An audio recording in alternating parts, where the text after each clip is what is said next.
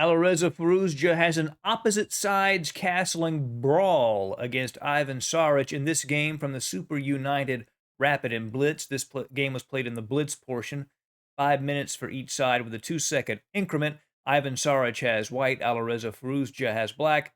Let's jump right in. E4, C5, knight F3, E6, D4, CD4, knight D4, and knight to C6. Firouzja plays the Taimanov system. Knight to c3, and here the most common move for black is queen to c7. But after bishop e3, a6, queen to f3, this line for white has been doing quite well, with the threat of going to queen to g3 and exchanging queens and taking some advantage of these dark squares. And since this line has been doing so well for white, black has been trying some different move orders, and here Alireza plays a6. The only downside is it does leave b6 weak. A good response for white here is to take on c6, but here Ivan Saric plays bishop to e2, so safe, orthodox. After queen to c7, however, which would transpose to the main line, he would not be able to get his queen to f3, so this would have been a decent response also, but Firouzja plays d6, setting up the Scheveningen little center structure for black. The only difference is his knight has not developed to f6 in this position. Knight takes c6, bc6. So here black has these nice central pawns, and he would like to advance to d5 at some point, but white has some ways of dealing with that structure. Here, Saric plays a move that may be a patent of his. It's probably been played by other people, but no one near his strength, and that's queen to d3. The idea is to clear the back rank and allow long castling for white. The queen can also shift to g3 and put itself in an attacking position. Knight to f6, b3. Now this is a novelty. Queen to g3, aiming at g7 is a good move here. But b3, allowing the bishop to go to b2 before long castling and trying to play along the long diagonal. Firouzja goes ahead and plays e5, strengthening his center and also creating an obstacle for that bishop that now goes to b2. Bishop to e7, long castle, short castle. So, as soon as you see any position where there are opposite sides castling, it usually becomes something of a race, where each side wants to attack the other side more quickly, and whoever gets there fastest wins. You do have to pay attention to the center, though. You can't let your central position collapse while you're involved in this race. So we're going to see in this position who's faster at getting to the other side's king. Saric plays king to b1, and this move, king to b1, is almost always played when you castle long. It's just, the upside is that the rook is already on a half-open file. The downside is you kind of lose a tempo with king to b1. And then Firouzja plays a5, a very natural idea. Basically, he wants to use this pawn to open up this a file. He doesn't care even if he loses that pawn. He just wants to open up lines to attack because he knows in the opposite side's castling position, speed is everything. The queen moves to e3. I'm not 100% sure what he's thinking. I know it allows the rook to put some pressure against the queen. It also keeps if the queen were to go to b6 or a7, he could exchange queens off. That's another possible idea.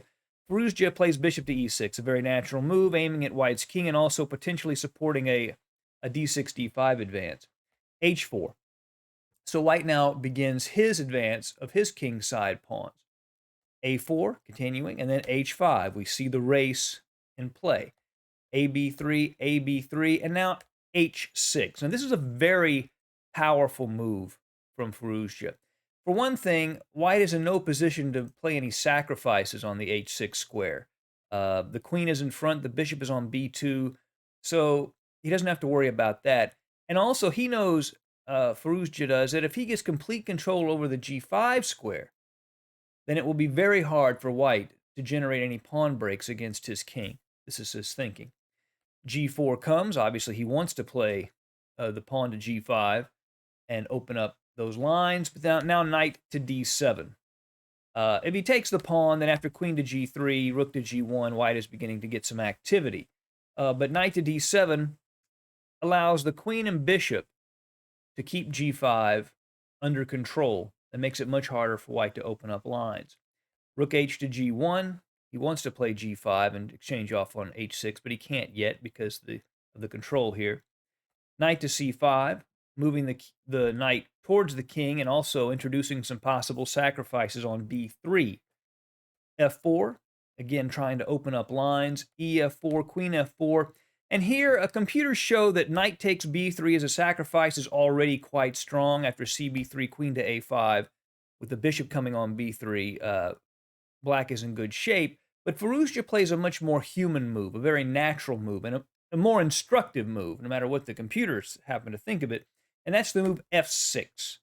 A very strong idea. Basically, what this move does is it puts a clamp down on all of white's pawn breaks. So whether it's G5 or E5, it makes it very hard for white to open up lines. And now Firouzja is free to operate on the queen side, with white's attack having been slowed significantly. Rook to D4 has some potential defensive possibilities on A4. Queen to B6. This sets up a knight to B3 sacrifice where the rook would be undefended on D4. So Ivan Saric plays the rook to D1, backing that rook up, keeping some pressure on D6. And in fact, he might even want to sack an exchange or a bishop and a pawn on D6 later. Rook F to B8 comes from Firouzja. Again, the pressure just continues to build on the A and the B files and potential for sacrifices at B3. Here, the computer's like rook 1 to D2 for white. They already think black's a bit better, but perhaps a move like bishop C4 can be played. It's just a solid approach, telling black, okay, prove it. You're going to have to sacrifice something to beat me here.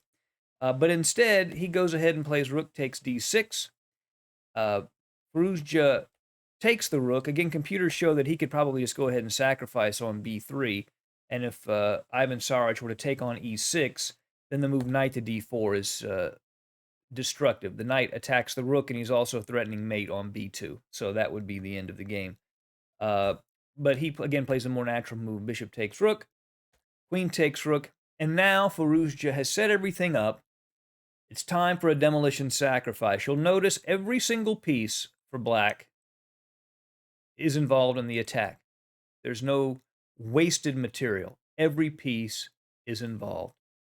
Bishop takes B3 is Firouzja's move to destroy the position. Pawn takes bishop. Queen takes B3. Obviously, he's threatening queen takes B2 mate. So white has to deal with that. Queen to D2, defending the bishop. And now rook to A7, a really strong idea. He could play the rook at B8 to A8 with the threat of rook to A1 mate. The bishop couldn't take because it's pinned, see?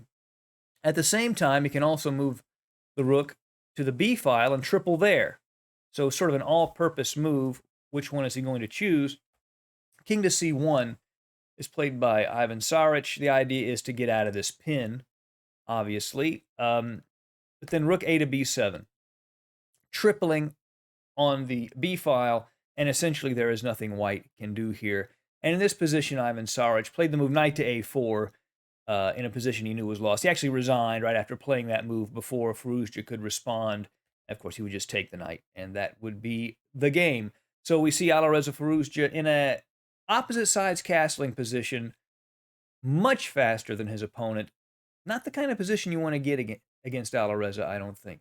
Thank you for joining us at Chess Dog. See you again soon. Bye.